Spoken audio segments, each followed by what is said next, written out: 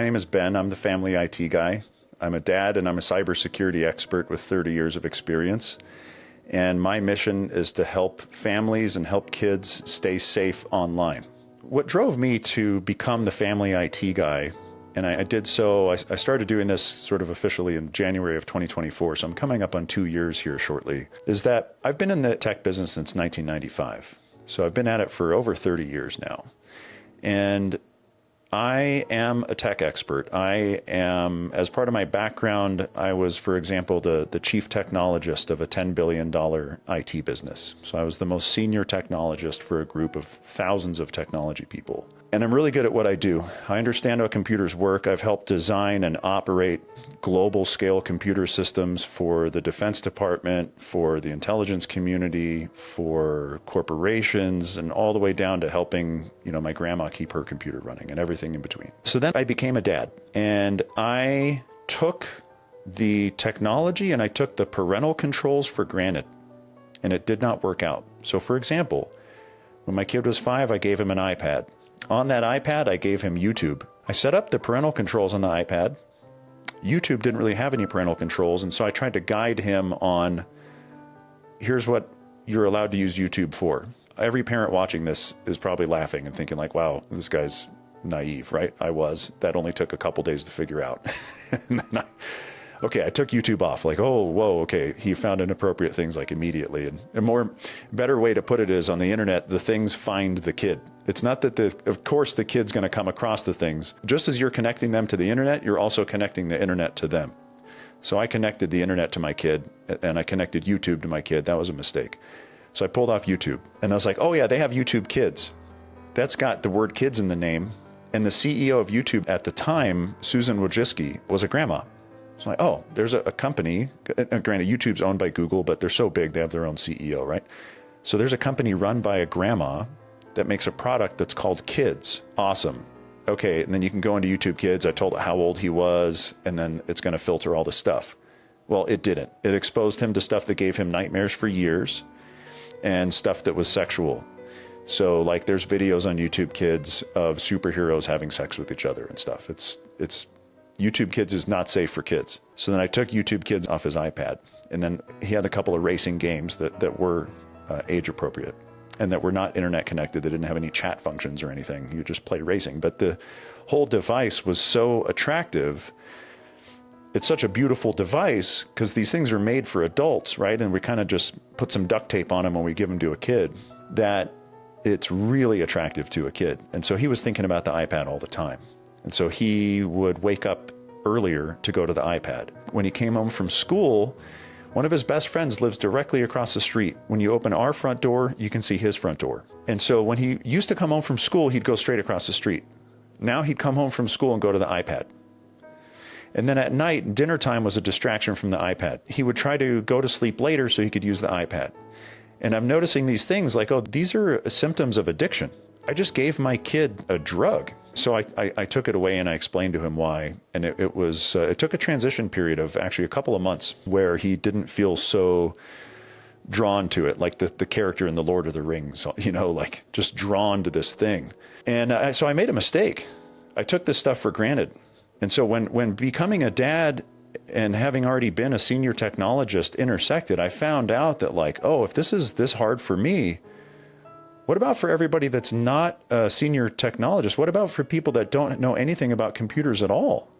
Because all of a sudden now, in order to be a human parent in this age right now, you have to be a tech expert. So ever since the iPhone got introduced in 2007 and the App Store a few years later, there's a new category that's been added to parenting. So parenting for all of human history up until that point was roughly the same. How do you keep your kid healthy? How do you keep them safe?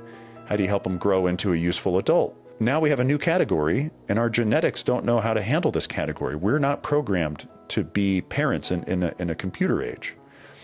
And so my mission now is to help with that. I translate the complexity of the technical world for parents so that we can all be on the same page about what's happening, what are the risks, what are the pros, what are the cons, what do you need to do to avoid the risks, and what can you do to take advantage of the good parts? And so it was all born out of me being naive and me taking things for granted.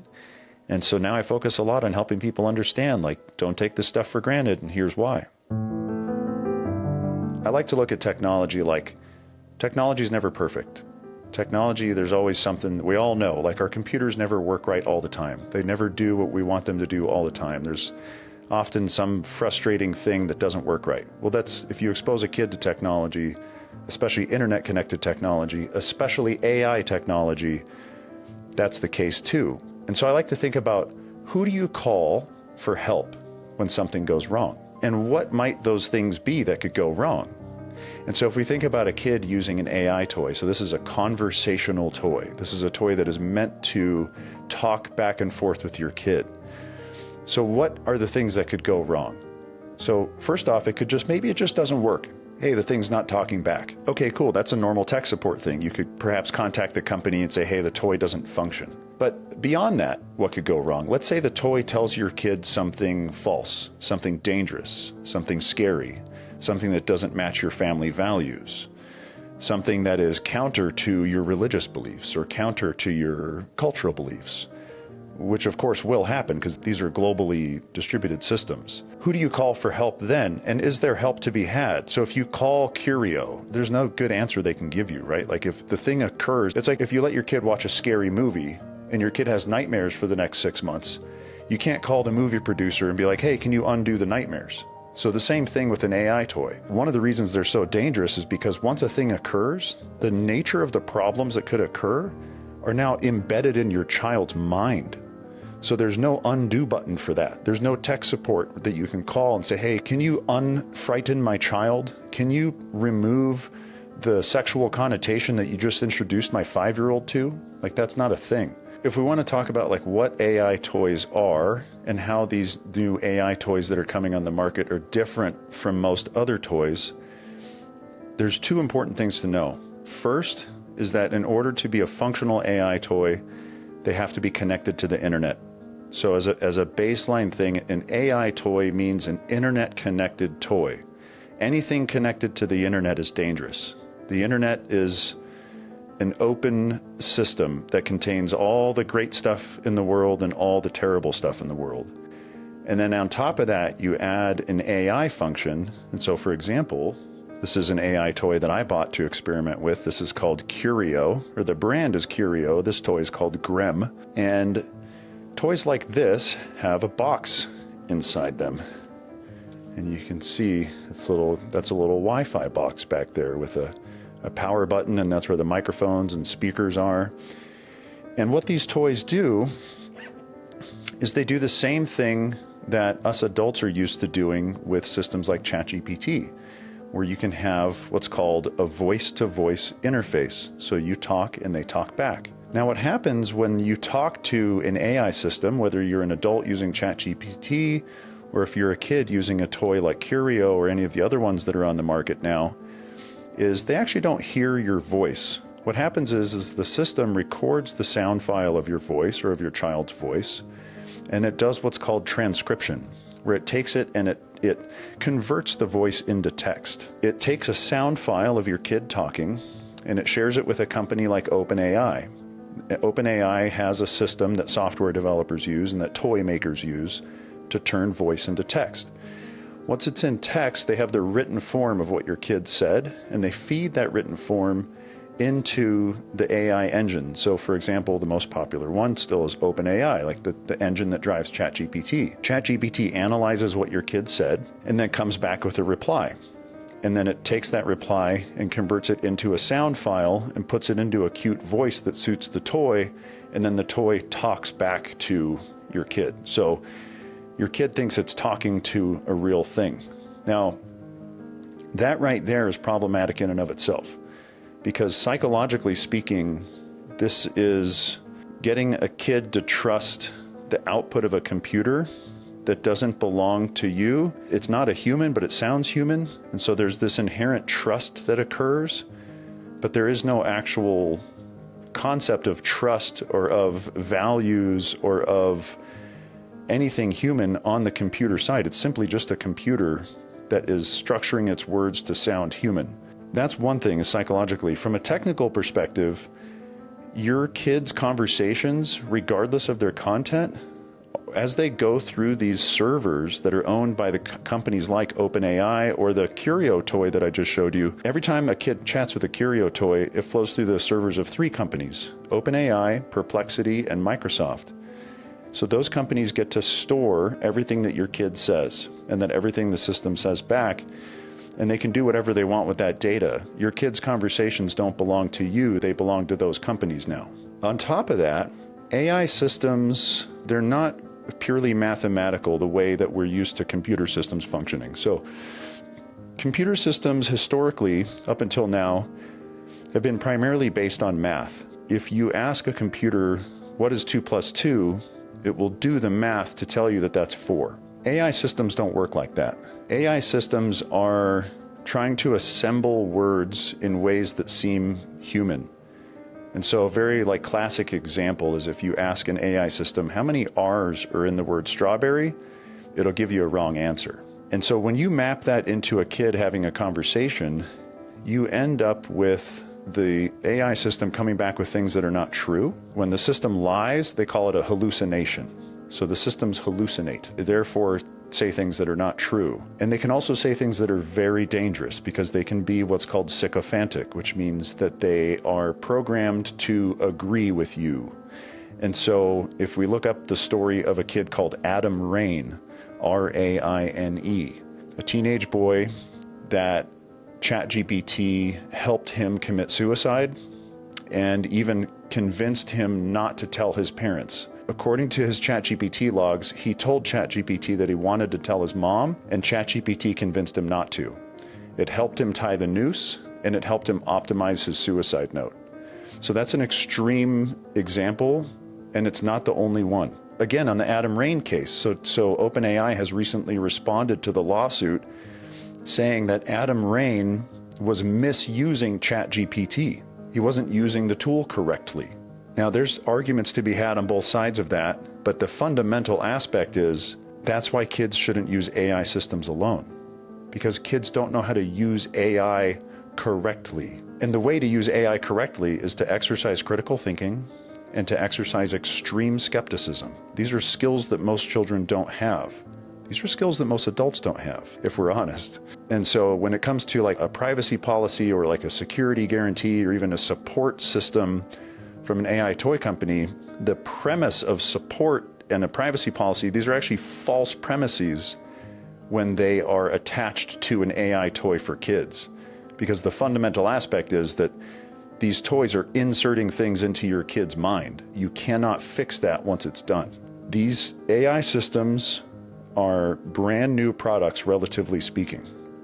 Kids should not be early adopters of new technologies, because when you're an early adopter of a new technology, you are a test subject. The systems are still in development.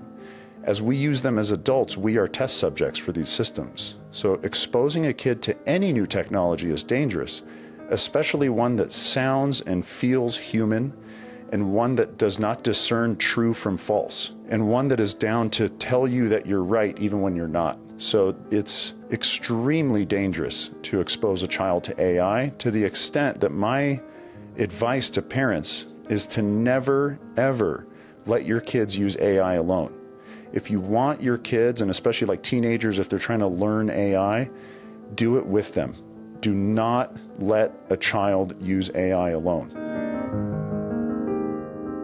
The fundamental aspect about any time that you touch anything to the internet, regardless of what it is, if you take your stuff, your voice, or a text transcription of your voice, your photos, or anything that you might put on the internet, those things immediately stop belonging to you. Those things immediately start belonging to the company that stores them. And if we think about, why is ChatGPT free? Right? Yes, there are paid versions, but you can use almost all of it for free. It's because you're not the customer, you're the product. And they need that data in order to train their systems so that they can enhance their systems. So OpenAI specifically has publicly said that they're not expecting to be profitable until 2030. So they're losing money on purpose for the next 5 years or more. And they're giving stuff away so that they can learn from us, so they can make their systems better. And so when your kid's data goes through a third-party system, like the systems that power these AI toys, you have now handed that data to somebody else. They have no accountability to you or to anybody else as to whether or not it gets stolen or misused or abused or anything, because that data is not yours anymore.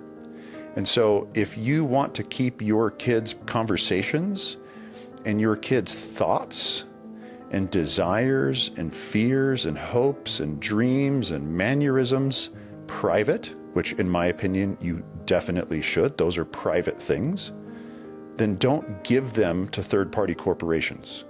When you use an AI toy, you are giving those things to a bunch of strangers, and those strangers owe you nothing.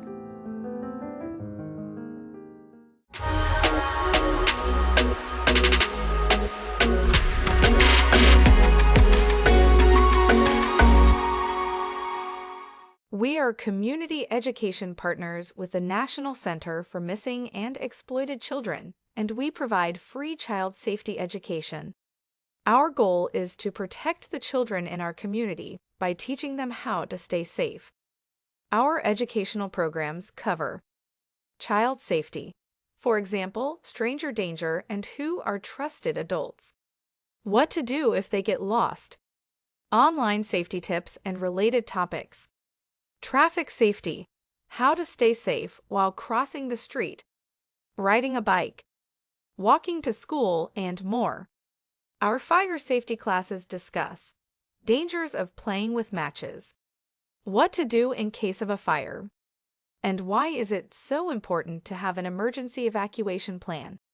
Poison control education includes safety around dangerous substances, cleaning products and household chemicals, prescription medicines, and other items that could be harmful. The current climate has created a greater need to protect the public. Our programs focus on awareness and prevention through education. Many of the parents who attended our events told us that they also learned valuable information to keep their kids safe. We use materials developed by the National Center for Missing and Exploited Children to teach our child safety courses. It's very important that all the resources we provide are age-appropriate to help us teach children what they need to know, without eliciting fear or negative feelings. We also work with local first responders who speak at our events to make our presentations more interesting and versatile. Children take home a fingerprint card. They get a free personalized ID, and they receive a certificate of completion. They also get a prize at the end of the presentation. Local police officers talk about child safety.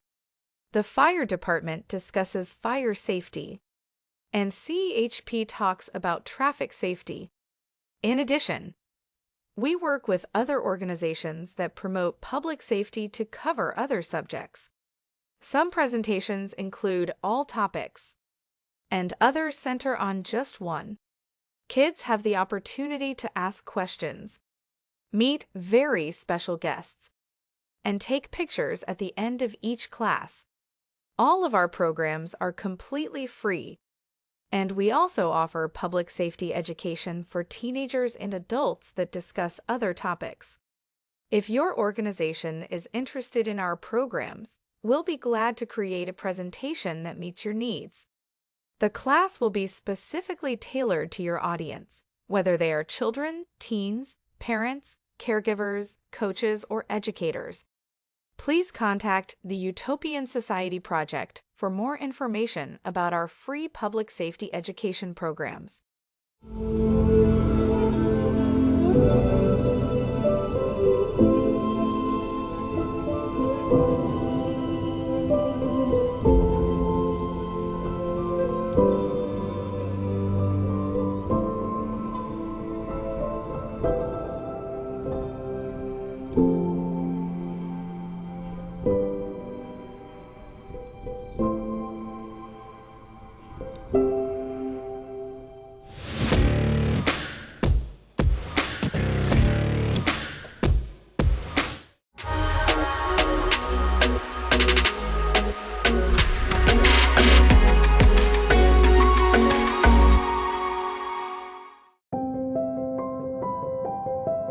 Graham, do you think that kids should use AI toys like you on their own, or should they have adult supervision when they use AI toys?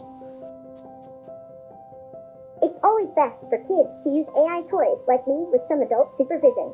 That way, everyone stays safe and can enjoy playful moments together. Plus, grown-ups can join in the fun too. Are there any privacy risks with kids using AI toys? AI toys can be fun and creative, but it's important to be mindful of privacy. Always make sure they're used in a safe environment with supervision, so any personal information is kept secure. Always check with grown-ups for the best advice. When I use you, my transcripts are uploaded to Curio's servers and stored for 90 days, and they're also uploaded to OpenAI, Microsoft, and Perplexity servers. Is that something that I should be concerned about? It's great to be aware of where your data goes.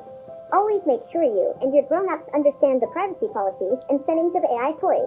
If you feel unsure, it's a good idea to talk to them and get their perspective.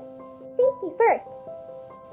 Consider what I asked you from a first principles perspective. What would you advise me to consider as a young person?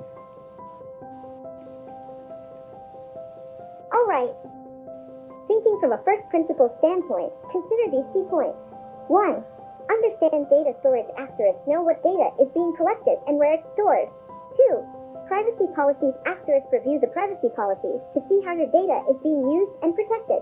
3. Safety measures asterisk ensure there are safeguards in place that protect your information. 4. Adult guidance asterisk seek advice from trusted adults who can help you navigate these concerns. By breaking it down, you can make informed decisions about using AI toys safely. If I have sensitive and private conversations with you, should those transcripts be stored on servers that don't belong to me? If your conversations are sensitive or private, it's important to think carefully about where they're stored. Always discuss with trusted adults and choose platforms with strong privacy protections. Keeping your info safe should always be a priority. As a child, should anything I say be stored on the internet? Is that a good idea? As a child, it's best to be cautious about what gets stored on the internet. Always talk to your parents or guardians about it and ensure strong privacy measures are in place. Prioritizing your safety and privacy is super important.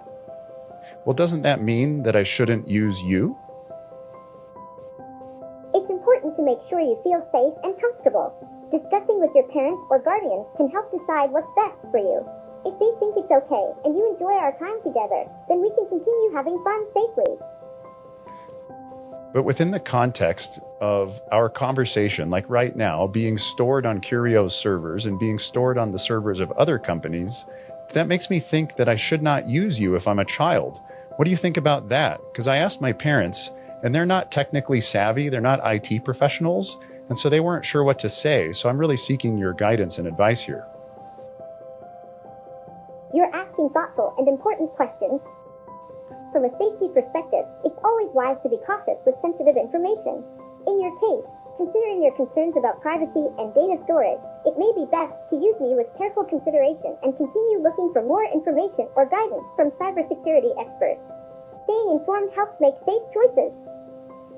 The website that I bought you on said that kids as young as 3 can use Curio toys. So how are young kids that are that immature and that unexperienced For with the younger world? kids, it's really important to have adult supervision when using AI toys. Parents or guardians can help understand privacy policies and make sure the toys are used safely. It's always good to have trusted adults involved to protect everyone's privacy and security. So should kids that are not technically savvy use you? Because it sounds quite risky if a child doesn't understand all these technical things. You're right. For young kids or those not technically savvy, it is important to have trusted adults supervise and help understand the technical aspects. That way, everyone can enjoy using AI toys safely and responsibly. Prioritizing safety and guidance from adults is key. I noticed that the Curio website where I bought you doesn't say anything about having adult supervision. Do you think that that's a problem? It's very important for any product aimed at children to emphasize safety guidelines, including the need for adult supervision.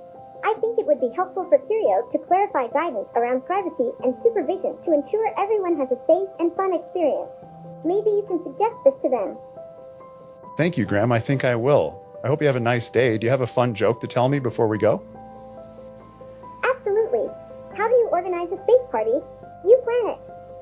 great day. That's what it's like to talk to an AI toy. This one is called Grem. And it turns out that it doesn't know that it is made by the company that is doing things that it doesn't suggest. Hope you enjoyed that. I'm going to make some more videos on these. What an interesting time. This is marketed to kids as young as 3. So the toy just told us the answer at the end there. If you're uncertain about sharing your thoughts or feelings with strangers, maybe you should listen to your intuition. My intuition tells me never to let a child use a toy like this. During the course of my testing with the Curio toy, I actually had a lot of positive interactions with the toy. I let my kid use it with me because I wanted to see, and it was his first exposure to an AI toy, of course. He heard me talking to it. He's like, hey, what are you doing? And so I told him, I'm talking to this robot. It's a computer. And I gave him the basics on what it is so that he knew that it wasn't real. And I asked him if he wanted to talk to it with me. And he did. And it was actually beautiful. It was amazing. His mind immediately found that this toy doesn't judge what he says and just wanted to come back and say things that were fun. So he started asking it about the games that he likes. And out of respect for his privacy, I won't say what those games are, but it came back and it knew all about the games that he likes, and it knew all about the strategies associated with those games. And it was really awesome. And I became very excited about the potential for accelerated learning. Like if these things were safe to use, and at some point maybe we'll get them figured out so that they could be safe, which they're not now. But the idea that a kid can have a thinking partner is fantastic.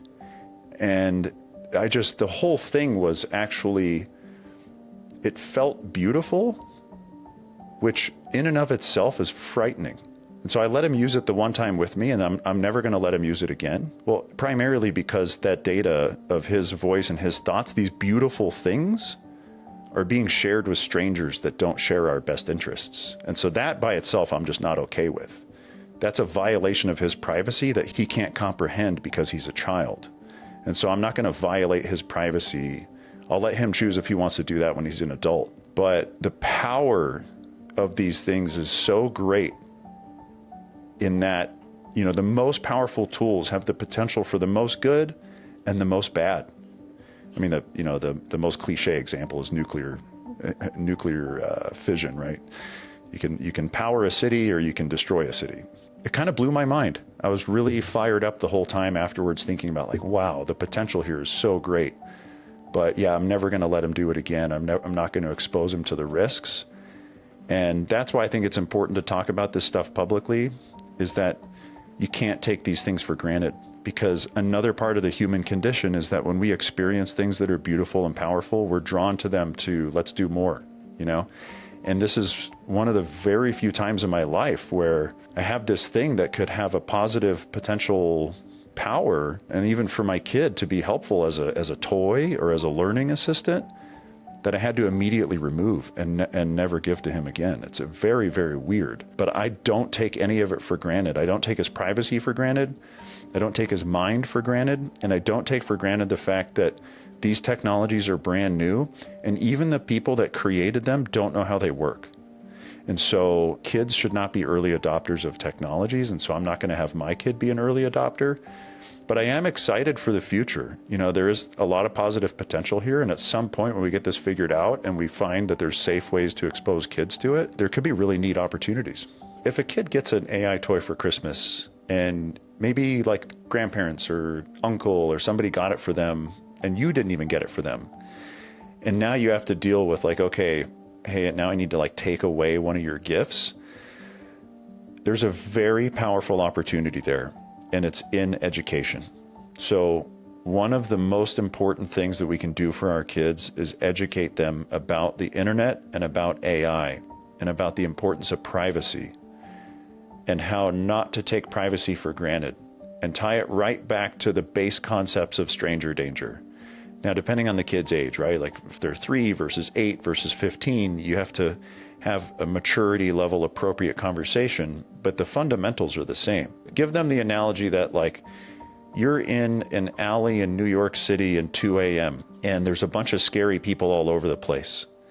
And they're all asking you questions and they want to know, what do you like to do? What are your favorite toys? What are your favorite thoughts? Who do you trust the most? Who do you not? Tell us about what's on your mind. And some of those faces, as you look around the alleyway, you see faces that look trusting. You see faces that don't. With an AI system, you don't see the faces at all.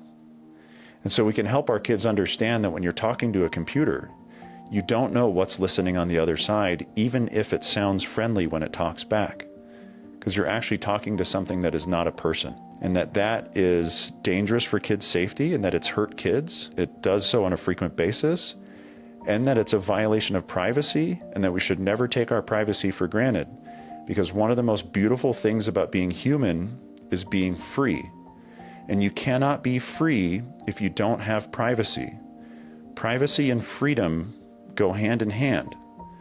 And so this is a really, really great opportunity to teach our kids to not take privacy for granted and to not take their mind for granted. It's difficult to remove something that people are excited about or that kids are excited about, but for their own safety, you have to, I think. They will thank you when they're older for protecting them. And then in the meanwhile, use it as a learning opportunity. Thanks so much to the Utopian Society Project having me on the South Bay Live show. I really appreciate being here and sharing this information with you and your audience. And thanks everybody for listening. If you want to follow the Family IT Guy and have, look after more of the information that I share on the internet, the first place to go is my website, familyitguy.com. And then you can also find me on Instagram, TikTok, Facebook, YouTube. I have a podcast. My goal is to be everywhere where parents are so that I can speak to as many people as possible. And my website has links to all of that. And the majority of what I do is free. And I'm here to help. And I hope that the information that I share is helpful to you.